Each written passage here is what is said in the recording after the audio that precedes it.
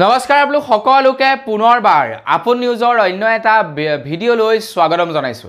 আপোনালোকে নিশ্চয় সিম কাৰ্ড ব্যৱহাৰ কৰে, আপোনালোকে নিশ্চয় মোবাইল ফোন ব্যৱহাৰ কৰে।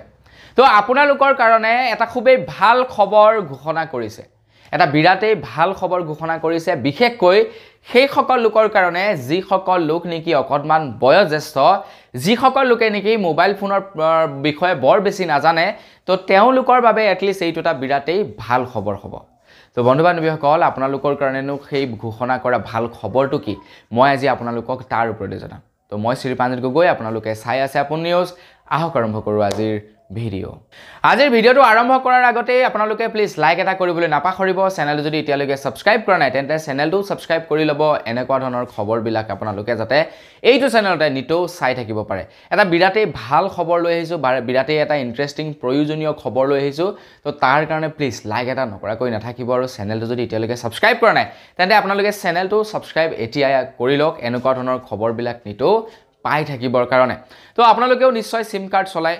তো আপোনালোকে যেতিয়া নেকি আপোনালোকৰ বন্ধুবৰ্গ বা যাৰেই নহওক আৰু আপোনালোকে নম্বৰ লয়, নম্বৰ লোৱাৰ লগে লগে আপোনালোকে কি কৰে বাৰু, নাম্বাৰটো আপোনালোকৰ মোবাইল ফোনত ছেভ কৰে, নহয় জানো, যাতে সেই ব্যক্তিজনে যদি আপোনালৈ কল কৰে তেতিয়া তেখেতৰ নামটো আপোনাৰ মোবাইলত যাতে শ্ব' হয় আৰু আপোনালোকে যাতে চিনি পায় যে এইজন হয় আমুকে কল কৰিছে, এইজন আমুকে কল কৰিছে।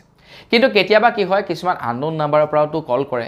তো আননোন নাম্বাৰৰ পৰা কল কৰিলে কি হয়, নামটো নোলায়, কেৱল নাম্বাৰটোহে ওলায় যে 78 আমুক আমুক নাম্বাৰৰ পৰা কল কৰিছে, কিন্তু নামটো নোলায়, কেৱল নাম্বাৰটো ওলায়। এতিয়া কেৱল নাম্বাৰটো ওলালে আমিনো কেনেকৈ চিনি পাম যে এইটো কোনে ফোন কৰিছে, এইটো আমাৰ প্ৰয়োজনীয় ফোন নে অপ্ৰয়োজনীয় ফোন? বৰ্তমান সময়ত ট্ৰু কলাৰ নামেৰে বাৰু এটা এপ্লিকেশ্যন আছে, যিটো এপ্লিকেশ্যন যদি আপুনি মোবাইলত ইনষ্টল কৰি ৰাখে তেতিয়া বাৰু তেওঁলোকে নামটো দেখুৱাই দিয়ে যে কোনে কল কৰিছে। আপুনি নাম্বাৰটো ছেভ নকৰিলেও হ'ল, না ডাইৰেক্টলি নামটোকে দেখাই দিয়ে যে আমুক নামৰ ব্যক্তিজনে ফোন কৰিছে। কিন্তু এইটো হৈছে এটা অল্টাৰনেটিভ পদ্ধতি। কিন্তু ডাইৰেক্ট কোম্পানীবিলাকৰ ফালৰ পৰা, মানে মোবাইল কোম্পানীৰ ফালৰ পৰা বা চিম কোম্পানীৰ ফালৰ পৰা এনেকুৱা একো নিয়ম নাই যে ডাইৰেক্ট নাম্বাৰটোৰ পৰিৱৰ্তে নামটো ওলাই যাব, এনেকুৱা ধৰণৰ একো ছিষ্টেম নাই। কিন্তু বন্ধু বান্ধৱীসকল, এতিয়া ডটৰ তৰফৰ পৰা বা টেলিকমিউনিকেশ্যন ডিপাৰ্টমেণ্টৰ ফালৰ পৰা আমাৰ ভাৰতবৰ্ষত যিমানবিলাক নেকি টেলিকম কোম্পানী আছে সকলোলৈকে এটা নিৰ্দেশনা জাৰি কৰি দিছে যে এতিয়াৰে পৰা কোনোবা এজন ব্যক্তিয়ে যদি কাৰোবালৈ কল কৰে, তেখেতৰ মোবাইলত যদি সেই নাম্বাৰটো ছেভ নাই তেন্তে সেই সিম কাৰ্ডখন যাৰ নামত আছে তেখেতৰ নামটো শ্ব' কৰিব লাগিব। মোবাইল নাম্বাৰটোৰ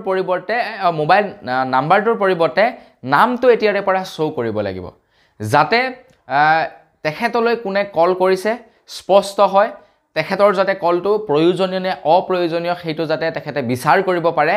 তো তাৰ কাৰণে ডাইৰেক্টলি নামটো শ্ব' কৰাবৰ কাৰণে নিৰ্দেশনা জাৰি কৰি দিছে আমাৰ ভাৰতবৰ্ষৰ যিমানবিলাক টেলিকমিউনিকেশ্যন কোম্পানী আছে, তো সেইবিলাকলৈ। ইয়াৰ ফলত কি হ'ব, ছাপ'জ আপোনালোকলৈ যেনিবা কোনোবাই স্পেমাৰে কল কৰিছে, তেতিয়া আপোনালোকে গম পাই যাব যে এইজন স্পেমাৰ হয় নে কি হয়, নে এইজন আপোনালোকৰ দৰকাৰী কল নে অদৰকাৰী কল। আপোনাৰ যদি দৰকাৰী কল নহয়, চিনাকি মানুহ যদি নহয়, আপোনালোকে ৰিচিভ নকৰিব, বছ চিধা কথা।